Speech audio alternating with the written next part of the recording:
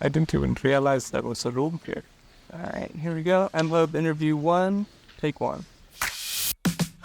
Hi, I'm Ashley Moy. My name is Tom Zhang. I'm Jessica Bussard. Hi, I'm Jacob Babcock. My name is Saeed Al-Hallaj. My name is Joe Beggs. Hi, my name is NETEnergy.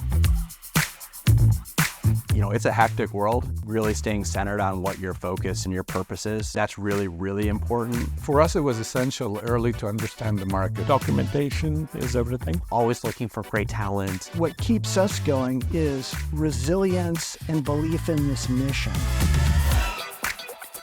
When we started Hive, we were students. So we treated the company more like a club.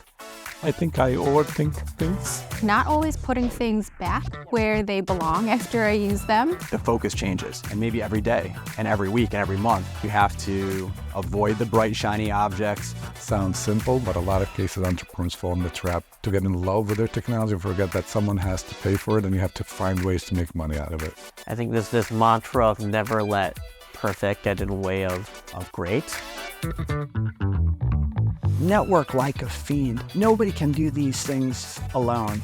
Be very committed in what you want to do. I would encourage all future founders to create a habit of setting their own milestones of success and counting on themselves and having the confidence in themselves to do that.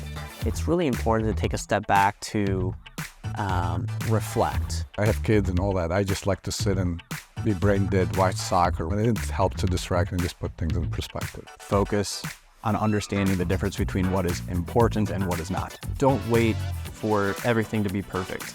Now is the best time to work on your dream. Did I blink at the very end? I have a very bad habit of doing that. My first interview. I mean, I don't know how much of a camera presence I am, so. Cut. Cool.